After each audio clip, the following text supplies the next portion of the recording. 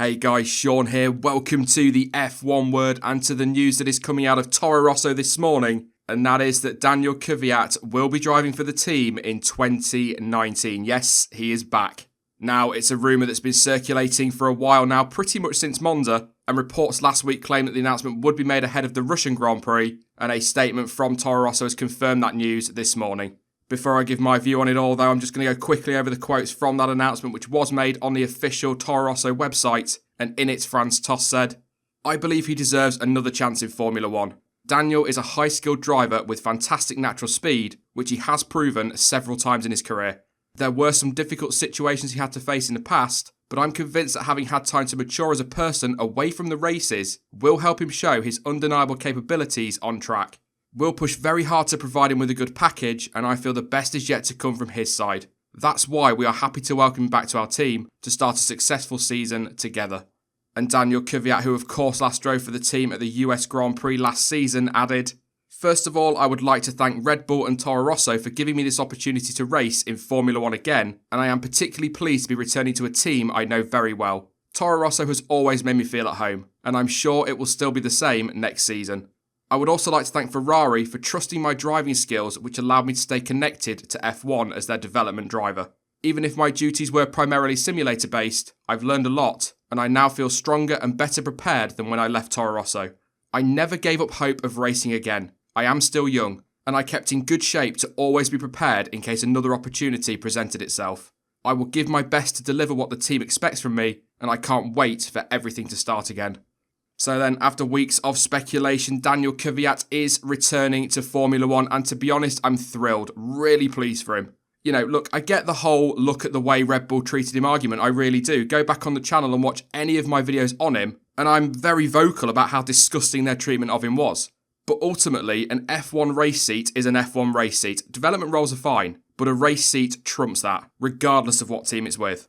And what's interesting about those quotes at the start is there doesn't seem to be any ill feeling between him and the team, so perhaps a lot of what happened to him came from Helmut Marko as was reported at the time. Or perhaps not, maybe it's just PR spiel, who knows. But I see this as a great opportunity for him to show what he can do, to show Toro Rosso, Red Bull, Helmut Marko, whoever, that they were completely wrong about him. As I've said a few times now, a shot at redemption.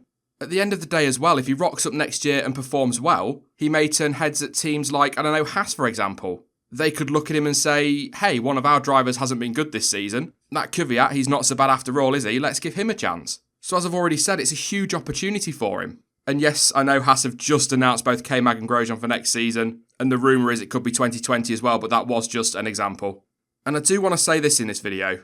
Daniil Kvyat is nowhere near as bad a driver as people make out. Was he erratic at times? Yes, of course he was. He made some stupid mistakes. But he beat Daniel Ricciardo in 2015. Not even Sebastian Vettel managed that. Okay, there were apparently reasons behind Vettel's form. You know, how he was trying to force a move to Ferrari. But it's a fact, Kvyat beat Ricciardo. And not because the Aussie had a ton of retirements either. In fact, they were technically equal in non-finishes. And prior to being dropped in 2016, he had the team's only podium of the season at that point.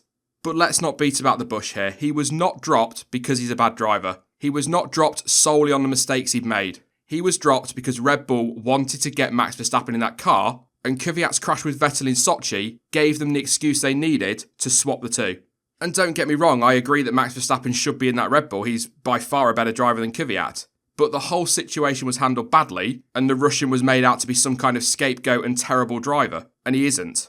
And he showed that when he returned for one race last season. He was dropped after Singapore. It looked like his career was completely over. He was then brought back for the US Grand Prix and scored a point. Their last of the season. What does that say? But anyway, I've wandered off on a bit of a mini-moan, so I'll wrap this one up. Ultimately for me, it's the right decision. As I've already said, yes, they treated him very poorly, but this is a great chance for him to bounce back, if you like, and prove people wrong. But also, who else was there? Realistically, Toro Rosso were never going to take Mick Schumacher. Dan Ticktum can't get the super license points regardless of what he does this year. I never believed the Vern or Buemi rumours, and they won't take Ocon, and Brendan Hartley's been poor this year. So really, he represents one of their very few options. I just really hope that when a Ticktum, for example, is ready, they don't just give Daniil Kvyat another kick in the gut and toss him aside. Or if they do, he's shown what he can do and somebody else picks him up.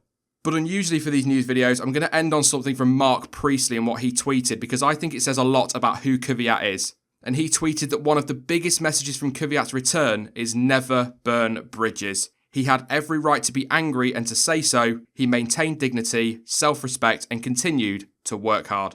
That is it then for this video and my initial reaction on the Kvyat news, and as ever they were just my thoughts and my opinions, but what are yours? Do you think this is a good opportunity for Daniil Kvyat? Do you believe that Toro Rosso have made the right call? And if not, who would you have signed in his place? Let me know your thoughts in the comment section down below.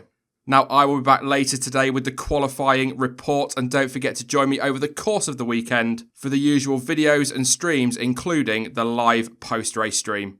In the meantime, though, you can follow me on social media. Links to Twitter, Instagram, Facebook, and to Discord are all in the description down below. But as ever, thank you for watching. I've been Sean. This has been the F1 Word, and until next time, goodbye.